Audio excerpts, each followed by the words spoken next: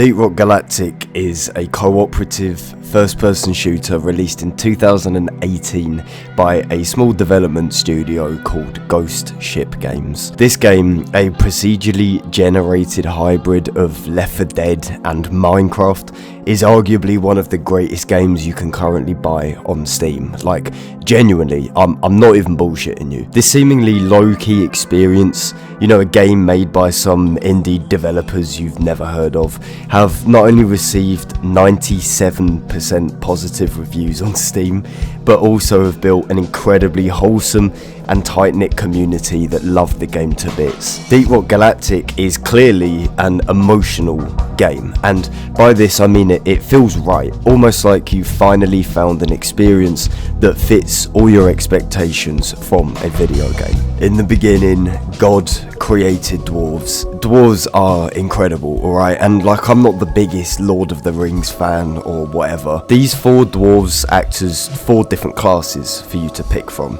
You got your gunner, you got your scout, you got your engineer, and you got your driller. And I ain't a driller. He's not a driller, mate. Yeah, so you better fuck off, mate. Fuck off! Alright, fine, maybe you're not a driller, just chill, man. Why are you so aggy? Just chill. Anyway, look, Deep Rock Galactic is built upon class gameplay.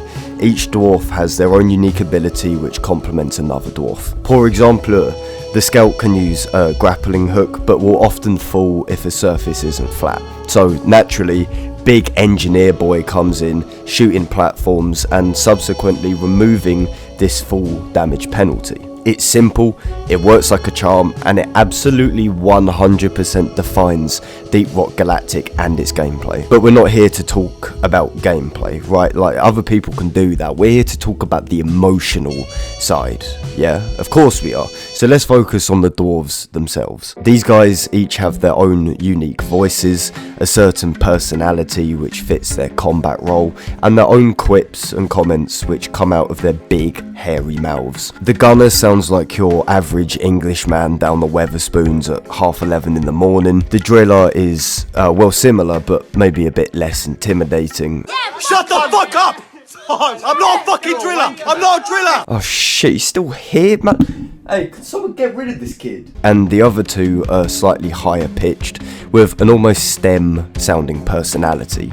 You know, science, technology, engineering, maths, whatever. And that fits, right? Because stereotypically, the big, burly Brexiteers are utilising violence and aggression, whilst the smaller stature Donnies are more tactical and planned. And I love it as well because all of the dwarves have that same English accent, an accent that genuinely sounds believable as, you know, an Englishman myself, but also borders on the realms of Oliver Twist. I feel like shit. The voice acting is incredible, and this is so good because of how vocal the dwarves are. They're always commenting on what's going on around them in a way that doesn't feel forced. It doesn't feel like the developers wanted you to like them, like the devs are showing you a funny YouTube video and constantly turning around to check your reaction like some kind of 11-year-old boy who's just discovered dark humour. No, it's natural, it fits the overall tone established by the game,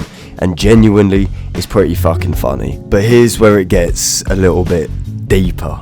Get it? Cause I'm deep in your mum. You fuck off! Realistically, right, the dwarves are only a small part of a much bigger picture, because these 4 playable characters work for a large company, that company being Deep Rock itself, a business that exploits the hard-working, resilient attitudes of these 4 dwarves, all for their own personal income. And that is exactly why you do what you do. You're not mining, killing, risking your life for some white picket fence dream. You're doing it because you have to. It's your job, what you're literally being paid to do, and it becomes very clear very quickly that what you do in this game is done out of necessity, not choice. Throughout your time in Deep Rock Galactic, you'll often see the mission control man appear here and there to give you some tips or guidance. In the context of the story or the lore or whatever, this guy is essentially your boss. He's the middleman between the workers, or the dwarves, and the company, or Deep Rock. The mission control man appears to sit behind a computer computer with a McDonald's drive-through mic on, barking orders from the comfort and safety of a control room. Any and all decorations are to be considered company property and are to be treated with respect. And the dwarves are well aware of this, often commentating on how he has a cozy job in a cynical, sarcastic sort of tone. Deep Rock itself refuses to update its equipment regularly or improve mining procedures to make them more efficient, and again, this is acknowledged by the dwarves. Like the missions with the drill dozer, where dwarves will often comment on the lack of armour surrounding the machinery. Refining missions require you to manually build and maintain pipes, something which is again critiqued by the dwarves. And sometimes the characters might even say out loud that they think there's more to life than mining. I'm wondering if fighting bugs and moving dirt is the best way to make a living. There is a clear disconnect between the corporate management and the workers on the ground. These dwarves clearly know that they're being mugged off and exploited, but what can they realistically do about it? That's why they joke about the inhumane conditions, the stuck-up control man, the god-awful equipment, the constant reliance on the rock and stone chant. All of this is employed as a coping mechanism.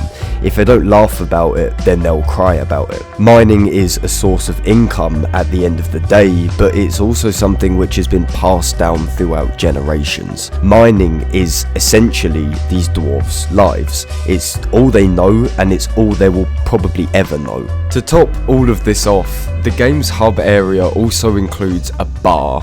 Yeah, a fucking bar. Probably the greatest use of alcohol in a video game ever.